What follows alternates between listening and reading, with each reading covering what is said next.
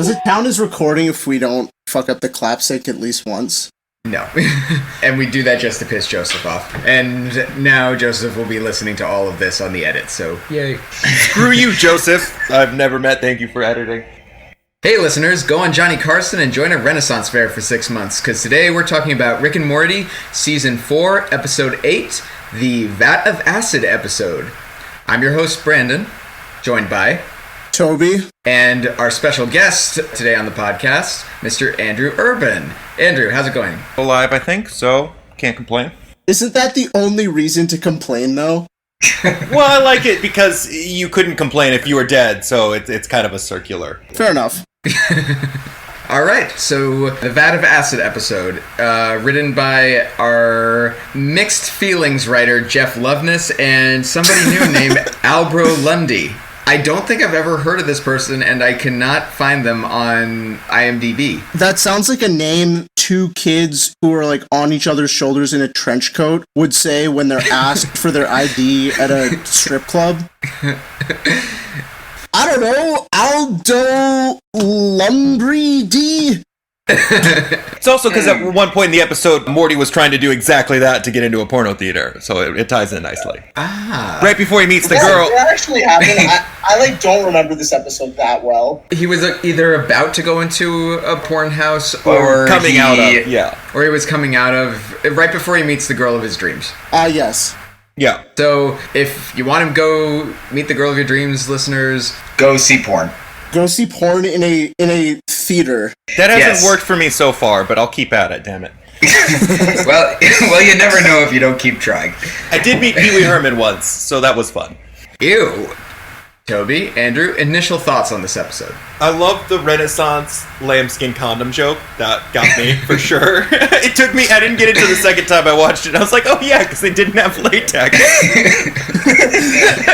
So that got me. Also, just like the list of atrocities implied by the protest signs at the end. Like, Morty killed a whale, he put on blackface, and like 16 other horrible things we never see. So those were my two, I think, favorite bits from the episode. What did he do to piss off Justice Sotomayor? We'll never know. Why specifically Justice Sotomayor? That was pretty funny. Toby, what did you think of this episode? I think this episode is like a microcosm of what the writers have been doing wrong lately. Seasons 1 through 3, Rick and Morty, and even a little bit of this season so far, I would say like the first episode, they made a good effort to put Rick in situations that actually challenged him in some way, or at least appeared to, but this episode, the story is like, he's the most powerful person in the universe, the smartest. He has access to like basically limitless technology, and he invents this contrived like vat of acid thing to like escape from 3 mafia idiots. This episode, I will say, was a lot stronger on the jokes. There was plenty of really funny stuff in it, a lot of which I don't remember. But I will say that the story in this episode and what we've seen a lot of this season is just, it feels kind of like a spec script to me. I mean, I hate to say that, but that's kind of how it has felt to me. I liked it for the anti-lesson and for, like, Rick being kind of hypocritical, because basically the structure of the episode is he creates a giant reset button for himself, but he makes Morty face consequences while he doesn't, and he uses the universe jumping as a de facto kind of reset button, so I liked how there was kind of the anti-lesson and Rick was being hypocritical the entire time, so I thought that was kind of a fun poking at Rick's worldview eating itself. I agree with both of you. I agree with Toby that the joke of this is the smartest being in the universe, 3 mafia idiots, well, guess we gotta jump into a vat of acid. If they were facing off a gigantic army as opposed to 3 Sopranos ripoffs, I would see the need to jump into a vat of acid and fake your own death a lot more than 3 schmucks. I saw it as Rick had the idea for a vat of acid and he wanted to use it, so he was like just waiting for any situation where he had an excuse to use the idea, and Morty picked up on that, and that's what pissed him off, which led to him having to teach him a convoluted lesson of never question me.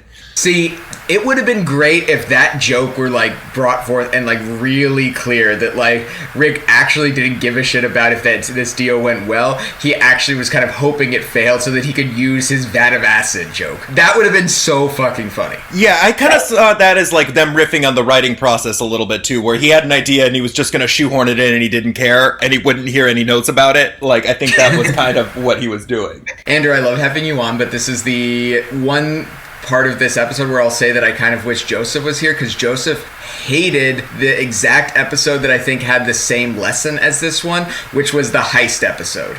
The Heist episode had the exact same lesson of Rick is trying to convince Morty of something, so he's going to create this entire convoluted situation in order to force him to acknowledge that he was right. And to be honest, I wish this episode had happened instead of the Heist episode in that regard, or had come first, because I think this episode got to that a lot better and a lot funnier. I'd agree with that. I think also the Heist episode I'd put in a category of getting so meta that it just, like, kind of falls apart. That's what annoyed me in the story episode recently. It was so obsessed with eating tropes that it dissolved the plot. It crawled up its own ass. Yeah, it just ate itself. Well, if you thought that episode did that, boy, do I have a story on a train for you. That's what I'm saying. I put that in the, like, it crawled up its own ass kind of category of episodes, which are fun, but, like, you only really need one a season, not 3 a season. Mm-hmm. I will say this is definitely one of my... Honestly, this is probably my favorite episode so far this half season, I guess. I thought in a lot of ways it was, you know, the story was better than it had been, and there were more jokes that made me laugh pretty hard. Honestly, for a second, I thought you were going to say this was your favorite because you don't remember most of it. I'm not Joseph, for fuck's sake.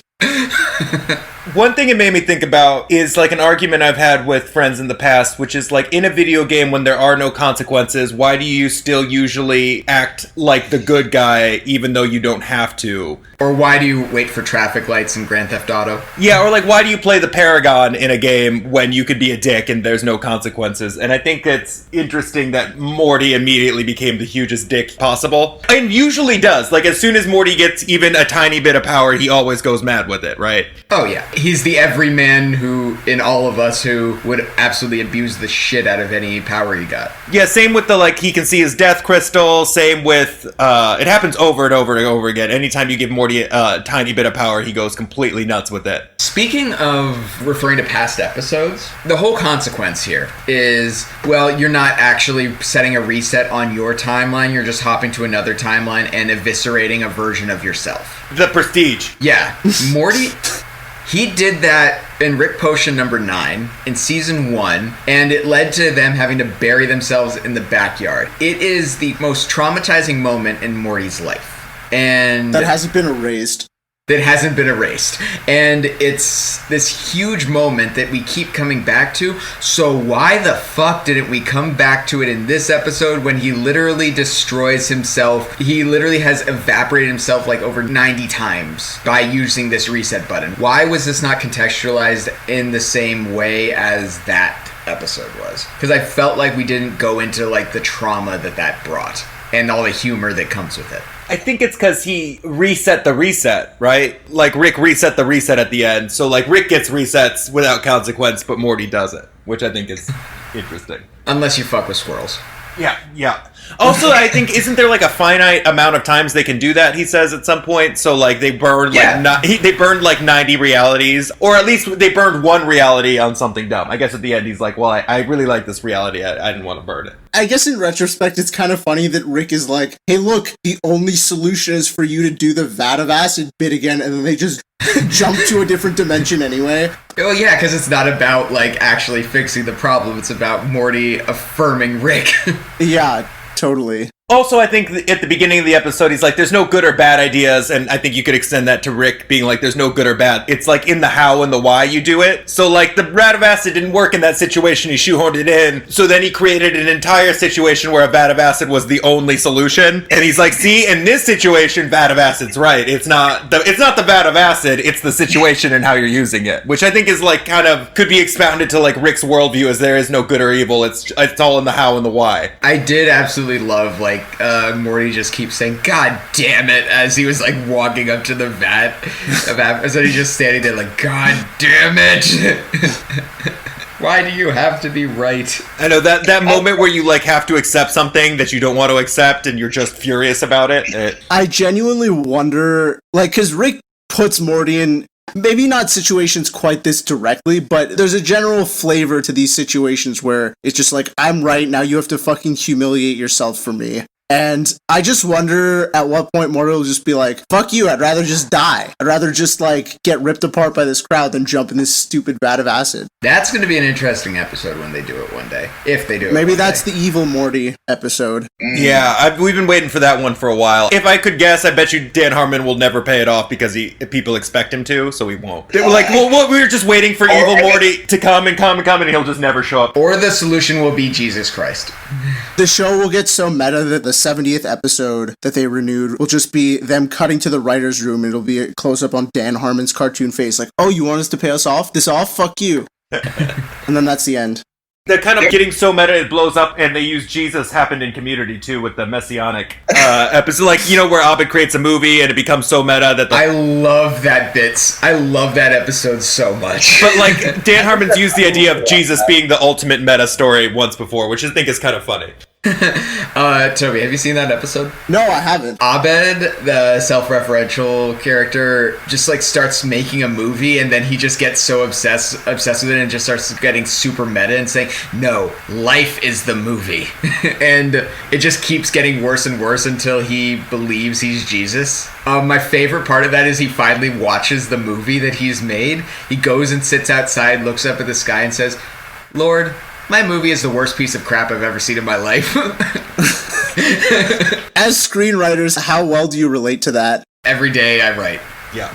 Well, I think it's also, like, the danger of meta, you know what I mean? Like, and I like this episode better because it had those meta things without eating itself, which is what like, classic Rick and Morty, what I liked about it. Yeah, that's true. No, you're absolutely right. This felt more like a Rick and Morty story. Like, my notes are not in the overall story. They're in, like, the small details. Yeah, that's what I'm saying. Like, there was still... the story didn't eat itself. The story still stood up. But, like, it could be an extended metaphor for the writing process and an unwillingness to take notes or, like, not killing your dog. Like, it works very well as an extended metaphor for storytelling, but it also exists as a story in its own right, which I think is, like, the thing classic Rick and Morty seasons 1 through 3 did really well. And I think they're, like, back in that arena with this episode. Also, Jesus Christ, they went with Up. They did the Up, like, montage of living a life. It's still so funny to me. They literally used the same music as, like, the opening from Up.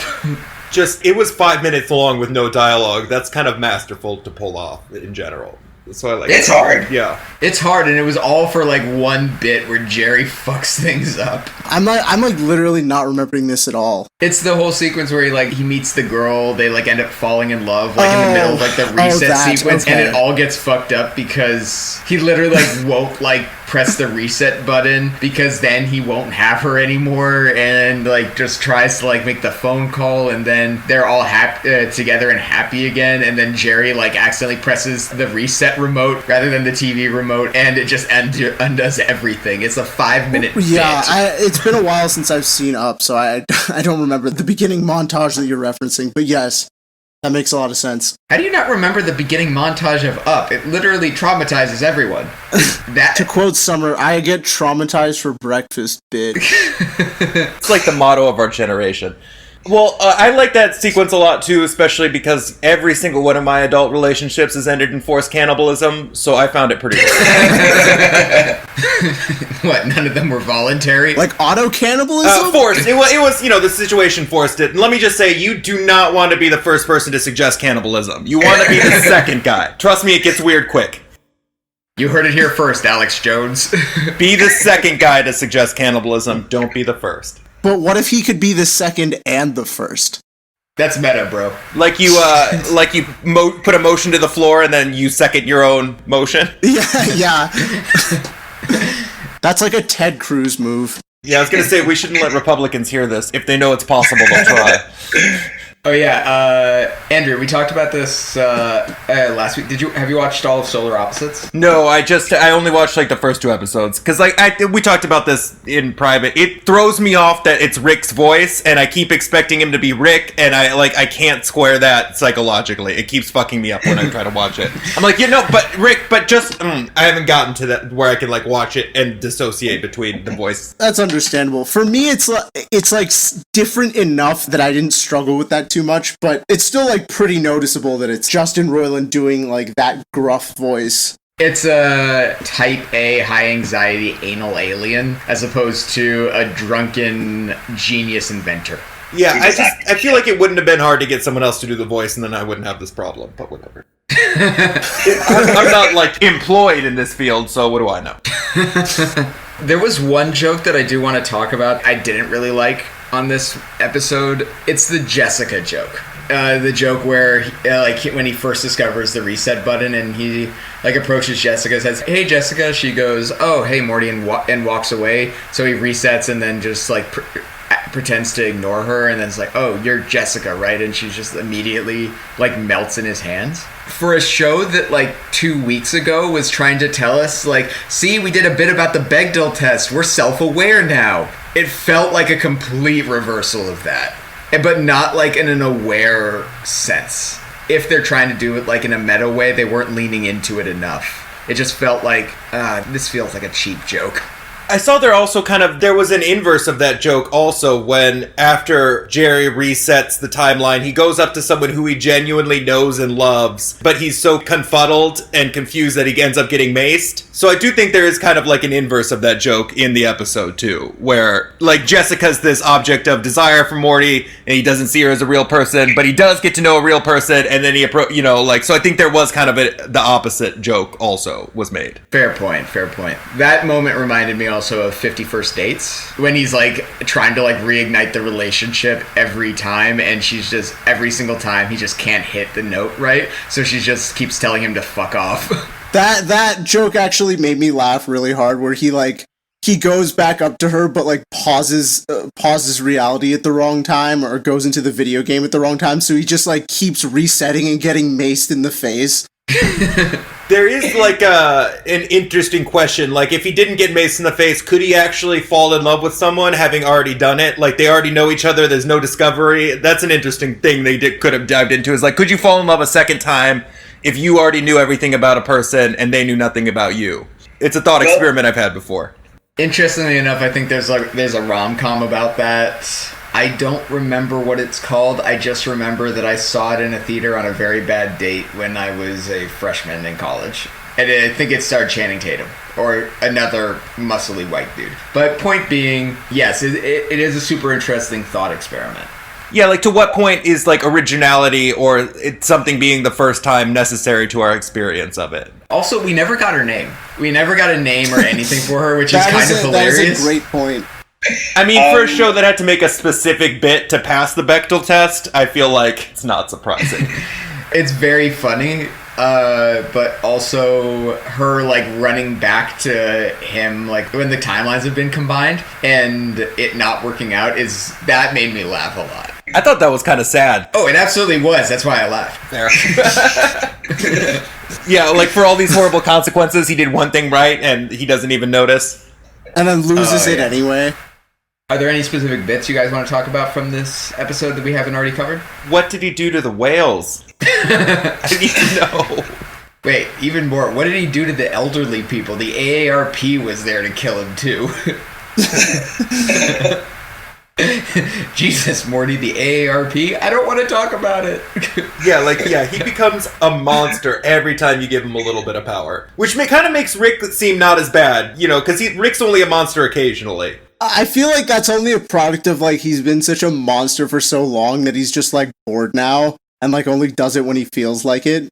That's fair too. Rick Sanchez only does genocide when he feels like it. Well, that was kind of last episode. He's well, I finally had an excuse to really go hog wild on a people because of their biology, and then the whole episode's about overcoming biology. And from the last episode, the power suit sequence was definitely gratuitous. Yeah, but not as gratuitous as the Purge episode. Yeah, I think it was referencing that episode too. Yeah, the Purge episode's just so good that I was just I appreciate the Gundam suit shit, but also y'all did this bit already, and it was better then. Yeah, I also think there's a sub-lesson Rick was teaching Morty, which is no matter what you do, you can regret it, which is kind of one of my favorite Kierkegaard quotes. It's long, but the summary of the quote is basically you can do this or you can do that, but either way you learn to regret it. And Morty learns to regret things even without consequences, so it's a regret is a fixed point of human psychology, and there's independent of action, which I think was interesting, because he gave gave Morty a choice, but he knew that Morty would regret the choice no matter what he did. Also, Toby, I see you with a shit-eating grin listening to this. I'm looking at you with the same shit-eating grin. We're both thinking of the exact same fucking joke. I know we are. From It's Ted. the same joke from Ted of there's a shit on my floor, or is the floor on the shit, as Kierkegaard would say. So thank you, Andrew, for giving us a very intelligent philosophical point, and thank you, Toby, for helping me destroy it. That was a really interesting thing to say, and I think far more philosophical than we usually get on this show. And Brandon and I have ruined it, so... I honestly feel like no philosophical point should be 3 or 4 sentences away from a shit joke. I think that's generally... That's why I love Rick and Morty. I like to call back to the pickle. Just like, I did Pickle Rick. What have you ever done? But like, Pickle Rick was ostensibly the time he was the most pointless. Just like, what more do you want to this? I'm a pickle and 9/11 was an inside job? Was it? Who cares? Who cares? I'm a pickle. They reference 9/11 a lot, actually, now that you're mentioning it. They reference it in this one. They referenced it in the last episode. Last episode was a more, I don't want to say poignant 9/11 reference, but it was a more substantive one, we'll say.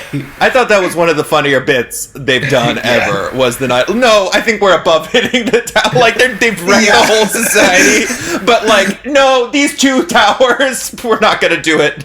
We're better than that. Also, this is an unrelated question, but when did Lord of the Rings, The Two Towers come out, and was there ever a conversation about changing the title if it was after 9/11? These are the random thoughts that I have. 2002. There was definitely a conversation about changing that title. I loved the Johnny Carson joke. That was fucking funny. Yeah, I think that is probably been the joke that made me laugh the hardest this half season so far. I don't know what it is, but just like a reanimated Johnny Carson that's like clinging to life by a thread, finishing up a show and asking, like, begging for death is just so fucking funny to me. Whoever wrote that bit has clearly watched a ton of Carson, because those jokes were very on brand for Carson. Like, I guess I'll be having ass flambe. I also like that the guy who was impervious to acid had some other kind of issue and immediately went way too insane with it. In the same way Morty goes way too insane as soon as he has a tiny bit of power, the other regular guy also went insane if he had a tiny... Which is like the most useless superpower of all time, too. Like, impervious to acid is almost useless. Yeah, I thought that was actually pretty funny that, like, he gets splashed with acid and his first thought is, hey, that's not acid, it's, I'm a god! Yeah. That also, his reaction of just like, oh yeah, I'm a god, fuck you, here's my ass, and he just starts like waving it around. That was the point where I was like, okay, I feel Justin Roiland in this joke. I also like how Rick, like, pre-planned for a ladle and all of these, like, impossible things that nobody would ever check or has ever checked in any movie, but, like, no, he brought extra bones, he brought, like, an acid gun to shoot at the ladle. I like Rick's, like, over-preparedness for absurd possibilities that would never happen. Especially for this completely pointless bit that he's doing. Yeah, and like you said, I feel like I got the feeling the whole episode that, like, Rick had this bit he wanted to do, and he was just determined to do it no matter what. Also, this thing you're doing is called reverse psychology, and incels didn't invent it. Bugs Bunny did.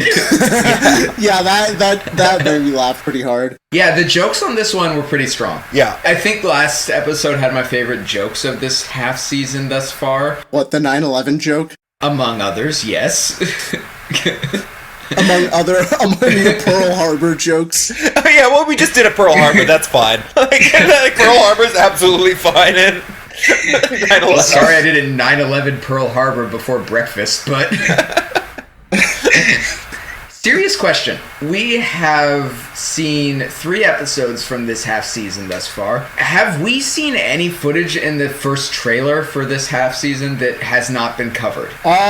Did the wolf thing happen yet? Yep. It was in the, whatever the fuck we're calling it, the train wreck episode. The miscarriage.